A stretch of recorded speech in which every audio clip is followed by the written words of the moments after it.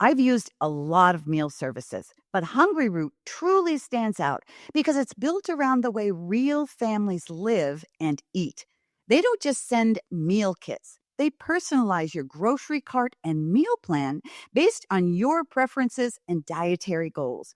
All I had to do was take a short quiz, and right away, their smart cart technology started building a cart that fit how we eat. Now, each week feels easier, like someone else is doing the thinking for me. I've been focused on cleaner eating lately, and I love that Hungry Root keeps out over 200 additives, including things like high fructose corn syrup and artificial sweeteners. Their meats are hormone and antibiotic free, and the produce options include organic and non GMO picks. They also stock brands I already trust, like Oatly, Vital Farms, and Harmless Harvest. One of our favorite meals has been the teriyaki salmon with green beans, light, flavorful, and done in 12 minutes flat. Plus, I've noticed we waste less food, spend less time shopping, and even save money by skipping those impulse grocery buys.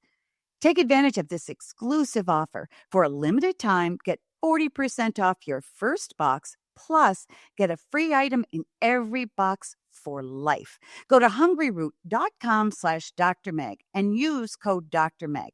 That's hungryroot.com/Dr. Meg. Code Dr. Meg to get 40% off your first box and a free item of your choice for life. hungryroot.com/Dr. Meg. Code Dr. Meg. On today's episode of Parenting Great Kids. I always say parents are going to be that child's greatest support system, or they're going to be that child's greatest saboteur. Welcome to Parenting Great Kids.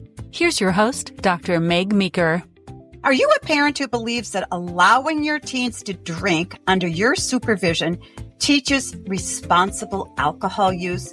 Today, we're diving into this controversial topic with Dr. Claudia Black, a renowned addiction specialist with over 40 years of experience. Her upcoming book, Your Recovery, Your Life for Teens, offers a trauma-informed approach to help adolescents understand and overcome substance abuse. Dr. Black, thanks so much for joining me today. Pleased to be here. So let's talk about teenage drinking, because I get this question all the time, or comment rather.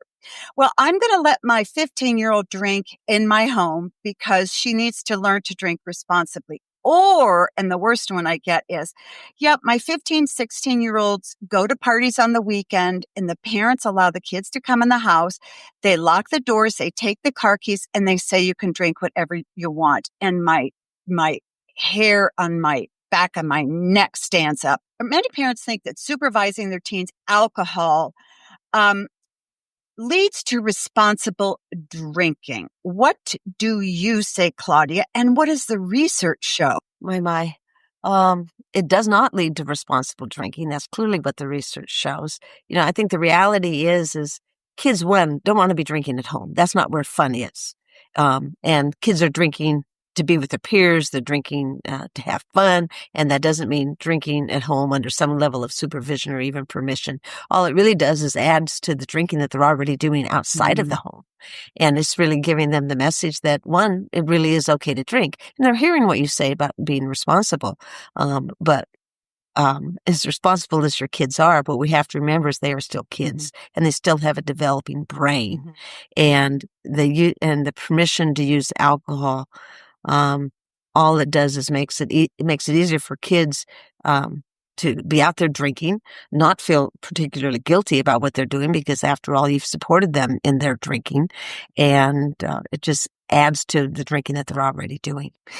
Now, parents must allow their kids to drink in their home for, I guess they want them to learn to be responsible with their drinking.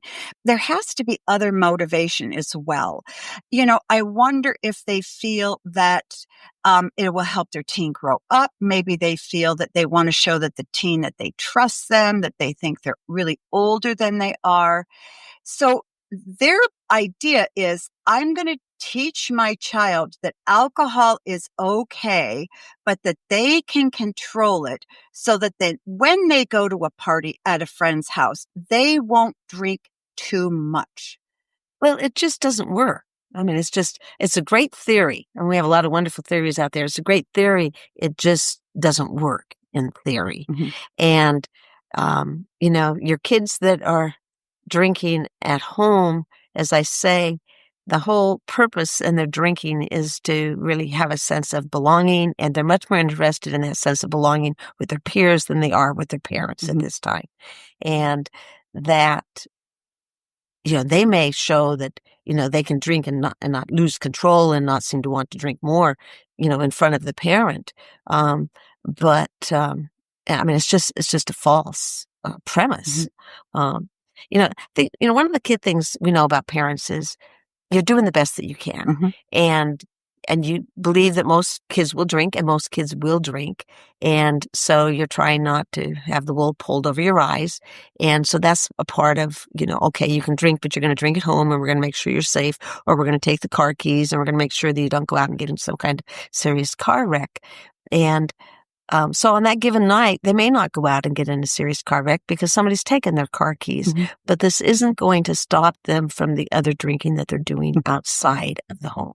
So it's sort of a stopgap measure for that given moment.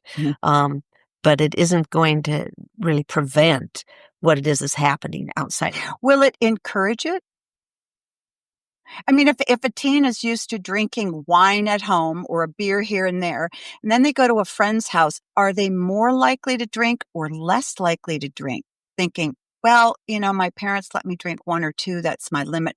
Or are they more likely to go, yeah, I know how to do this. I can just drink whatever I want. Is there any research that shows if it leads them to other behaviors when they're not at home? I'm not aware of any research. But what I would think that is if I have permission to drink at home, then when I'm out with my friends and it's available, or I'm the one who initiates it because, I can drink at home. I know what it tastes like. Hey, we're going to have a good time. So I may be the one more apt to initiate it. I'm certainly just as apt to drink. But I'm certainly going to be drinking with far greater gusto when I'm with my friends. I have a lot more to prove when I'm with my friends. We're not drinking in this controlled kind of state, nor do we want to drink in this controlled kind of state. Right. And I think the other thing that we need to remember is the kids aren't just drinking. They're popping pills, they're smoking cannabis, and it's sort of a false sense that alcohol is, by the way, still the number one drug. I wouldn't say it's not the number one drug that's being abused by young people today. It's really cannabis that's the number one drug that's being abused. But alcohol is certainly right up there. And, we can get really carried away with other kinds of street drugs and be fearful our kids are using those. So I do want to say it is important that parents pay attention to the use of alcohol. I think one of the most important things parents need to be aware of is that their own behavior, their own usage is probably going to be the greatest influence on what their kids do in terms of what do you model for your kids? Do you model for your kids that when you're under stress, you use? Is it the only way you know how to have fun with your friends? Are you always using? It's always important to look at family pictures. Does everybody have a beer in there? Right. Does everybody got a drink in their hand? I mean, how many times do, young adults and older adults go back and look at family gatherings and they're all around drinking? And it can become such a norm for the family. It becomes a norm for the extended family. Sometimes we live in communities where that is the norm, that we don't even recognize the message that we're giving kids. Right. So if they really want to influence their kids, it's not about giving them permission or not giving permission to drink in the home. It's really about what is your own usage all about. And I think it's also, and you said something really important at the beginning, is kids are more influenced by their parents. Now, during adolescence, they're going to be influenced more by their peers. There's a stage in which that peer influence is going to be stronger. But we have great opportunity for prevention of misuse and abuse in those earlier stages. I oversee a young adult treatment program here in Arizona. And it was just yesterday I sat in a group, and this young man, 24 years of age, who's been in trouble with his use of alcohol since he's been a teenager, he says, I just don't want to disappoint my parents. I just want them to love me. And, I think that when we have kids that are in trouble, we can get so angry with these kids, and that kids can act so disrespectful of the parents for so many years. But bottom line is, kids just really want to know that they're loved. Mhm. And, I think, as I was saying, parents, whatever we do as parents, we do because we love our kids. And we really want to do the best by them. And that's why we come up with these silly, if you're going to drink, you're going to drink here in the house. Mhm. But as I say, the most important thing that you can do is take a look at your own behavior Right. around drinking and using. What that message gives those kids. It's like cell phone use as well. It bothers kids more that their parents are on the cell phones than it bothers parents that their kids are, because, there's a lot more at stake. Before we move on to, and I do want to move on to why kids are drinking, but for you to just comment on the whole idea that, parents will allow teenagers to come in and have these parties and they're drinking and, take the car keys away. Again, it's that same mentality. I'm the parent that's going to be accepting of kids. I'm going to allow you to be safe. What's wrong with the message that kids get from that, and also the behavior that goes on in the homes? I think that parents need you to be the best parent. They do not need you to be their best friend. Mhm.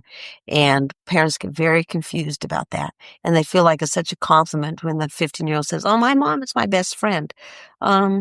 It isn't mom's role to be the best friend. Mhm. Certainly you like your kids to like you and to not have to go through the power struggles that are so often common in adolescence, for which not everybody has those power struggles, by the way. But again, being the best parent means that you have rules and you have expectations, and that when they're not followed, you also help kids see the choices they make and the consequences to those choices. And that's really hard. It's very hard to set limits. Well, It is. and kids want you to have high expectations of them. They want to absolutely believe that you're the parent who knows that they don't need to drink, that they're not the ones that are going to go to the parties because, they live very differently. And I think sometimes as parents, we forget that our kids really want higher standards from us. They don't always want us to go to the lowest common denominator of behavior from all their friends. Let's talk about substance abuse. And I love this part too that you go into. You talk about substance abuse from underlying trauma, like loss or maybe somebody's bullied. How can a parent identify whether a teen is drinking because of trauma or because of or why? I mean, how can a parent figure out why a teen is drinking? What you just said about expectations is really important. Have high expectations. Kids want you to have those high expectations. Figuring out why a kid is drinking, I don't even know if it's important if you know why they're drinking, as much as to recognize, are they getting in trouble with their drinking? Are they violating sort of the family rules that we have? In terms of why they're drinking, is kids are drinking because other kids are drinking. Mhm. Kids are drinking because they want to be a part of. And the underlying trauma influences sometimes that I want to be a part of is normal in adolescence. Hmm. But if I've got some kinds of various forms of trauma that I'm experiencing in my life, I may have a greater hunger for that. Mm. I may not feel like I have belonged anywhere, and my need to belong is even greater for me than it would be for somebody else. Mhm. Kids are drinking and using because it looks like it's the fun thing to do. And everybody portrays that. I mean, TV portrays that, or movies portray that, YouTube portrays that, families portray that. And but the kids who ultimately get in trouble, so many of the kids that I work with that get in trouble, why they may have begun to drink for those types of normal reasons, end up getting in trouble because their need to drink was greater. And maybe their need to drink was greater because it became an anesthetizer for them. It became a medicator for them, or it gave them a way in which to be a part of something, and they couldn't do that unless they were under the influence. And those are kids who've been more apt to be subject to bullying. Mm-hmm. Those are kids. By the way, I do want to say that if there is addiction within the family system, substance use addiction in the family system, bullying probably begins at home before it begins in the school system. We often think of bullying as taking place out there in the school grounds, but sometimes it actually begins at home before it ever takes. What does bullying at home look like? Is it child abuse? Is it yelling? What does it look like at home? Well, the bullying that takes place at home, and again, that usually only takes place if there's some level of impairment or dysfunction already going on in that family system. But it could have to do with absentee parents for a variety of different reasons, and it's on the part of older siblings to younger siblings. Recently, I had a boy who his older brothers would dress him up in his sister's clothes, and then they'd put him out on the front porch and lock the door for people to see him. Oftentimes it's a verbal harassment. Nobody likes you. You're really ugly. You're fat, with a lot of degradation around that. Sometimes it's more severe. I'm fixing a meal for you and you've misbehaved, so I'm going to punish you. And I have you eating from the doggy dish. To sit at the table. I mean, it can be really extreme. Yep. But a lot of bullying is verbal harassment. Yep. And as I say, it's often on the part of older siblings. It may be on the part of somebody even in a parenting role. And then that if you're bullied at home, you're more apt to be bullied at school because you set off those vibes of victimization, which makes it easier for other people bullies to spot you. And then if you're bullied at school, whether or not you're bullied at home, it follows you home today on the internet. But the other trauma I see a lot of unresolved loss and grief with kids. Is there a common loss or a more frequent loss that they deal with, like divorce or death or? What I'm seeing is a lot of death. Divorce doesn't have to be traumatic for kids. What the word that I use is acrimonious divorce. Divorce is traumatic when it is acrimonious. And often when it's acrimonious, it goes on for months and may go on for a couple of years. And it does not have to be traumatic for kids. The old question is, are kids better off with parents staying together? I had a kid in group yesterday said the very same thing. He said, I have always been a burden to my parents.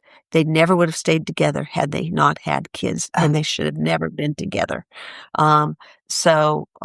Again, may not have been real happy had the parents divorced, but certainly wasn't happy by the parents staying together and being very harsh and mean and cruel to each other for 15, 18 years. Right. So I don't want to say it's divorce by itself, but we see a lot of unnatural death. Now, natural death is you lose a pet. A natural death is you lose a grandparent. But we're seeing a lot of kids today losing friends because of drug overdoses. I've seen a lot of kids who have parents who have overdosed, parents who have suicided, death that could come from an illness, from a car accident. But I see again, a lot of death related to drug usage, if they're somehow exposed, more part of that alcohol and drug world, they're seeing more death related to that. And kids, and the high rate of suicide amongst kids today, they have peers who are suiciding.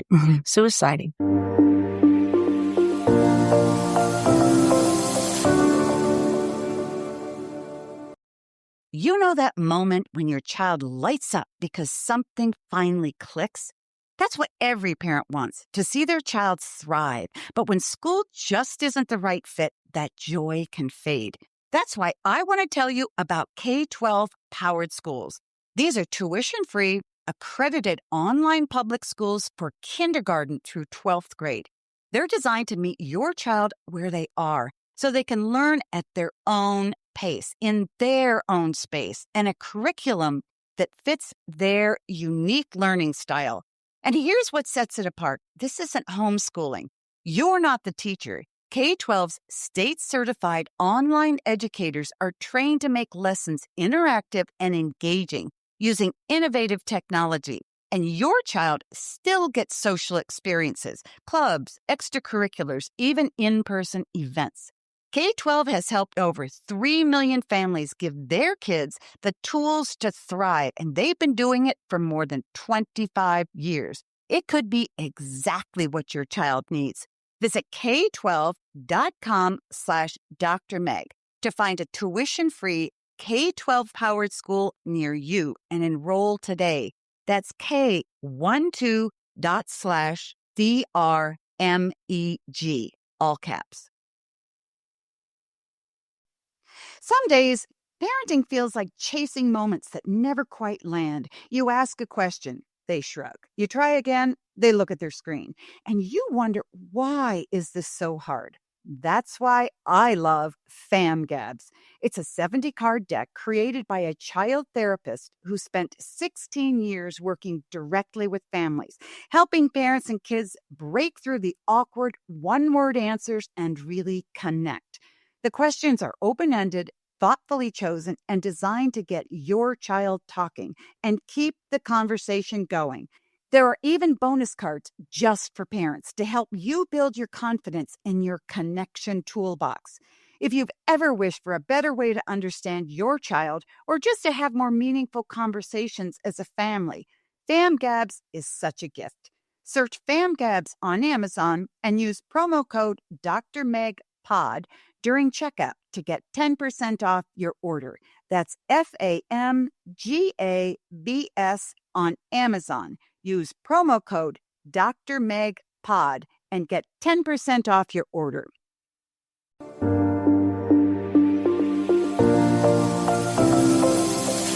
I talk a lot in my work about emotional abandonment. And so much of the trauma is, it's not outside of the family system. When I say the hurricane is in the family system, what I mean by that is having highly unrealistic expectations of your kids. And therefore, no matter what they do in their mind, it is never good enough. And they push, they excel. I see a lot of kids with a lot of co-occurring depression. They're struggling because they've strived to be so perfect for their parents. But as I say, no matter what they do, somehow it's never good enough because the expectations are too unrealistic. We see a lot of abandonment due to criticism, ridicule, sort of that bullying that I was talking about. See a lot of abandonment in terms of maybe rejection for who they are in their gender orientation, gender identity, or sexual orientation. See abandonment with somehow the needs of everybody else in the family are more important than your needs. When it's not okay for me to have needs, when it's not okay for me to make a mistake, when it's not okay for me to have feelings. You know, I had a young woman the other day who said, we didn't do feelings in our family. Oh, yeah. Just simply didn't do feelings. Yeah. And so therefore that child is put down every time she shows a feeling, every time she says she's scared, every time she shows that she's sad. Heaven helps she get angry about something. Right. None of that is really okay. It's not okay. Let's talk about communication, because that's where, a lot of help from parents can come from. So let's assume we have parents with a pretty decent relationship with their kids, and they don't want their kids to start drinking. How can they talk to their kids about the risks of substance abuse in a way where kids will accept it? So one, we don't know whether or not they're going to accept it, but there are ways in which you talk to your kids. And that is, one, you know that they're going to get a lot of pressure to drink or use. And that I think one of the ways they can talk with kids today is that it's only normal that in adolescence, one, you're looking for fun, but there's a lot of ways in which to have fun without having to drink or use. And in their teenage years, because their brain isn't fully formed, under the use of alcohol, or any other kind of drug, they're much more apt to not be able to think through the decisions that they're making. They're much more apt to be impulsive. They're much more apt to be risk-taking. And it isn't willful that they're doing this. It's literally that the brain isn't fully formed in a way that they can think through the consequences of their behavior. So that in fact, they're better off not using it all versus to take the risk of somehow, of course, I'm going to stay in my adult mind. I'm going to, I'm going to be able to think through the consequences. One of the exercises, that I do in your recovery, your life is under the influence is just that. Did you find yourself doing things that you didn't really anticipate doing? Did you find things that you wouldn't have done had you not been under the influence? And I do think that today kids are sophisticated enough that they almost like that brain science concept. I always say, who was in charge today? Was your limbic system in charge? That's your reactive part of your brain. That's your fiery part of your brain. That's your brain that says, I want more. I'm looking, for the excitement in my life. Or is it that, what we call the PFS, the prefrontal cortex, the part of the brain that helps you reason? Let kids know that, they're smart. That they can be very responsible. But under the influence, people lose that ability. And they particularly lose that ability when the brain is not fully formed. And you're not asking them to never drink in their life. You're simply asking them to not drink at this stage. Just postpone. Ultimately, they can make that decision for themselves as they're older. But right now at this stage, it has nothing to do really with how you feel about them. It really has to do with what we know happens when people drink and use. And the other thing I think parents really need to do is get kids involved in those kinds of activities that are exciting for them. Have some level of newness and novelty. Kids love novelty. And those things that can be things like getting them involved in theater, getting them involved in rock climbing. Some kids are going to be more physically oriented than others. But that's why I say from rock climbing and the physical activities, maybe to some kind of theater, maybe some kind of drawing. See what you can do at a young age to get them involved in things where they're going to meet other people, find a group of people. Kids need community. And we get community with family, but in their teenage years, they need community with their peers. And can we get them involved in a way they have some level of community? And I say that because some kids are going to be more extroverted and really want to embrace numbers of people. Other kids are more introverted.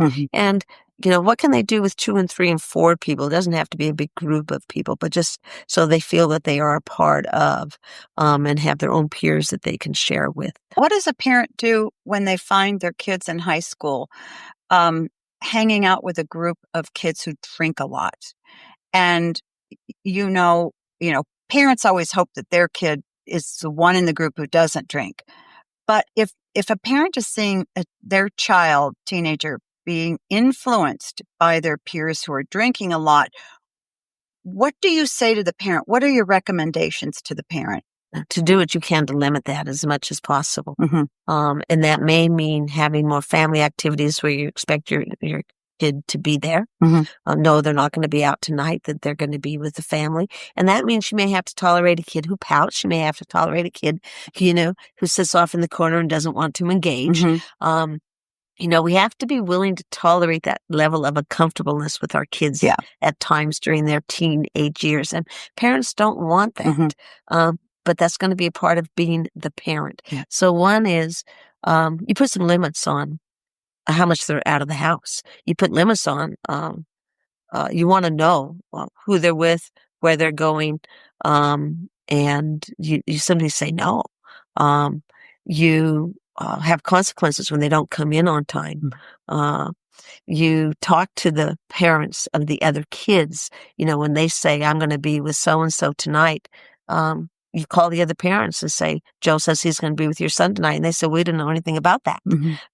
Because maybe their son was one that your kid knew that you'd like that kid, but he's off with other people. Right. So, parents are so busy these days, and we want to trust our kids. And And again, I think what we have to remember is, yes, we want to trust them, but they're still kids. They're still kids. And I think sometimes parents so much want to believe that their kids aren't doing bad stuff. A, because they don't want to believe something negative about their child. And B, they don't want to have to deal with that, because if they know their child is drinking too much, they'll say, "Oh, it's like with an alcoholic. Oh, I'm not really drinking that much, or they're not really drinking that much. It's really not a problem." So let's talk about recovery. First of all, when can a parent recognize? Because I imagine they recognize before the kid recognizes that there's a problem that they need to help. And then where do they start? Where does a parent start in the recovery process to get their child going and invested? Working with these kids all have secrets. By the time a parent realizes their kid is in trouble, I can almost guarantee you your kid is in far more trouble than what you think. So if, as a parent, you begin to say, "Gee, I think my kid is in trouble," hear me, they are in far more trouble. Yeah. Because usually the kids actually know they're more in trouble before the parents know. So by the parents do know, get some help. Because if you're starting to suspect there's something wrong, yes, there is probably something wrong, and it's more than what you're aware of. And it's probably more than your young person can tell you, because at that point, they don't want to disappoint you. They're embarrassed. Things have happened maybe under the influence for which they feel some shame, or they really don't want to give it up. So should a parent approach their child first and say, "I think there's a problem. I want to help you," or should they go and find help themselves and in order to help their child? Because sometimes parents just don't know what to do. So I'm going to recommend that you go get some help for yourself, because that will help you know how to approach your child. And that also can help you know where some additional help is for your child. So when I say help for yourself, I'd go to a local community mental health center, and as a parent, and say, I'm a parent concerned about my son or daughter's using, and I need somebody to talk to about that. And again, it can be a private practitioner, or it can be local community mental health center, but go simply as a parent, and I'm concerned about, and I want to talk to somebody, because then that somebody can help you sort of navigate what's available in the community. That somebody, you can call up a school counselor if you have school counselors. Some schools do, some do not. And to say, I'm a parent who is concerned. Is there somebody that can talk to me about this? And what kinds of resources would you have? Is this something that you do in your school? Some schools do have student assistance programs. Some schools do not. So find out what's available in your school system as well. What are the two most important factors in predicting a child's recovery? Are there?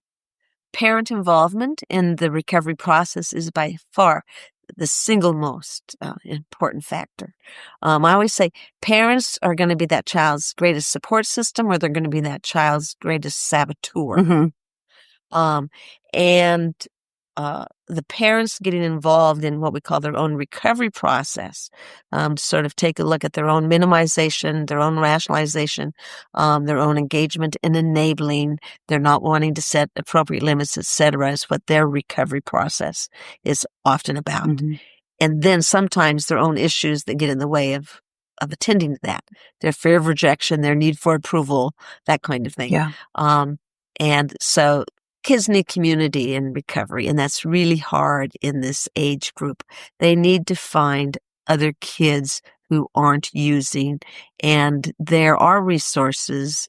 There's young persons recovery groups in most communities today through online. There's much more access to young people who are also in recovery, coming together, having a good time.